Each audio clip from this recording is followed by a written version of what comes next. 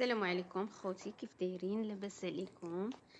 اليوم ان شاء الله غنحضر معكم واحد بتي بان او كوميرات كيجيو معمرين بالكفته وبالفرماج، كيجيو رائعين، كيجيو زوينين بزاف وساهلين.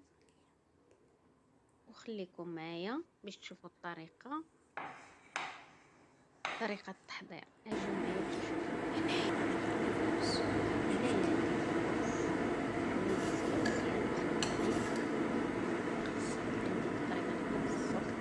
هنا عندي واحد المعلقه ديال الزبيده، شويه ديال الملحه، وعندي 2 معالق ديال لان بارد الحال غندير 2 معالق كبار ديال الخميره،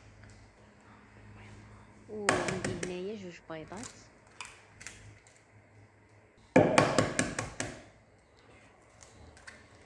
عندي 2 بيضات هنايا، وعندي الماء دافي باش غادي نخلط العجينه ديالي. العجينه غنعجن عادي بحال اللي كنعجن.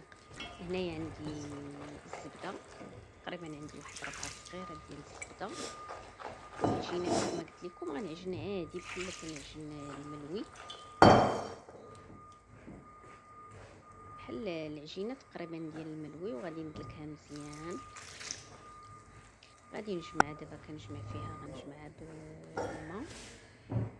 وكيف ما كتشوفوا انا جمعتها، ودابا غادي نحاول ندلكها شي شويه.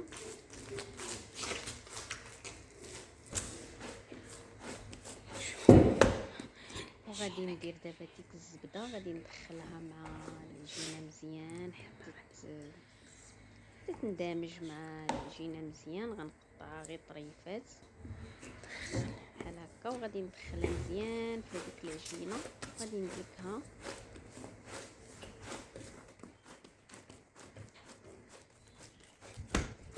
كنحس بهذيك العجينه رهيفه، تقريبا بحال العجينه ديال الملوي تماما.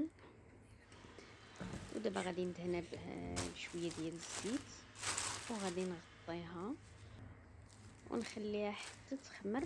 وغادي ندوز دابا باش نوجد هذيك الحشوه باش غادي نعمرهم. هنايا عندي البصله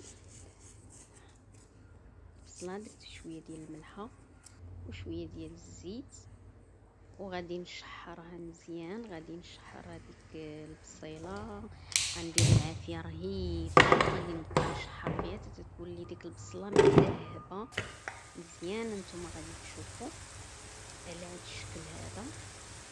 ودابا يعني درت شويه ديال الملحه شويه ديال الزعتر فقط باش تحمرات مزيان. هنايا عندي الكفته راني درت ليها الشرموله ديالها، درت ليها الملحه، شويه ديال الفلفله حمراء، شويه ديال البصل، وغادي نزيدها وغادي نحرك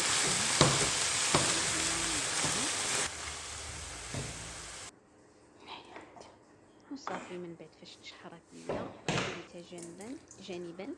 وهنايا عندي الفرماج، راني حكيته، الفرماج الاحمر والفرماج موتزاريلا خلطتهم. وغادي نصفي هذيك الحشوه، غنصفيها باش ما تبقاش بهذاك الماء، باش ما تقطعش ليا العجينه. وكيف ما كتشوفوا العجينه ديالي راه خمرات دابا شبانه خميره.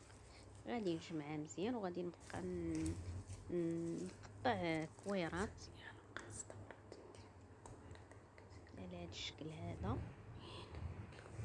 العجينه راه تبارك الله جات زوينه، ما دباتني ما والو. من بعد فاش كملت هذوك الكويرات، دابا غادي نبقى نسرح فيهم بحال غنبقى ندير الملوي هكا. غنديرها طويله،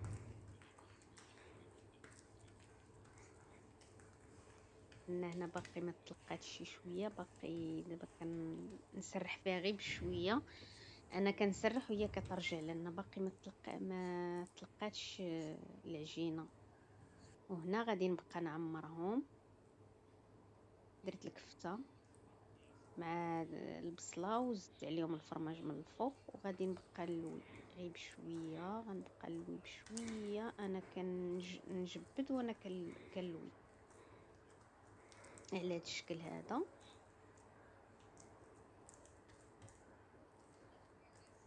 نتوما كيف ما كتشوفوا صافي ساهلين، يعني ماشي شي حاجه اللي هي صعيبه. صافي غادي نبقى نديرهم في الطاوه ديالي. الطاوه راني درت ليها ورق الطبخ باش ما يلصقوش ليا.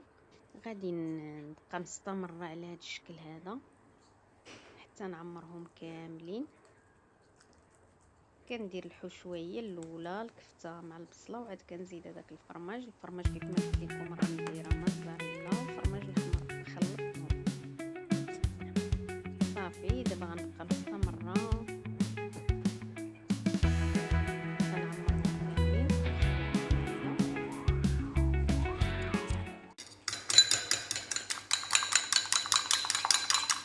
هنايا عندي البيض باش غادي ندهنهم من الفوق.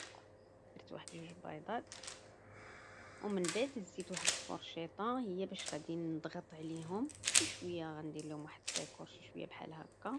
كندير 2 ضغطات من هاد الجنب وهاد الجنب هذا. صافي وغادي ندهنهم بهذاك البيض، وغادي ندخلهم الفران. الفران كنقاس منه، لا كان ديال الغاز كما ديال الغاز كديروهم من الفوق تسدوا الطابق كتهبطوا من تحت. كان يعني ديال الكهرباء كديروا الفوق والتحت وكتنقصوا العافيه.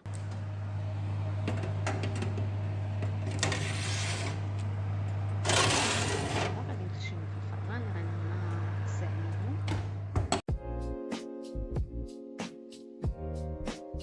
وكيجيو على هذا الشكل هذا، كيجيو رائعين محمرين طيبين على خاطرهم. كنتمنى تعجبوكم وتشوفوا الفيديو من الاول حتى الاخر. وبسلام عليكم الى فيديو اخر ان شاء الله.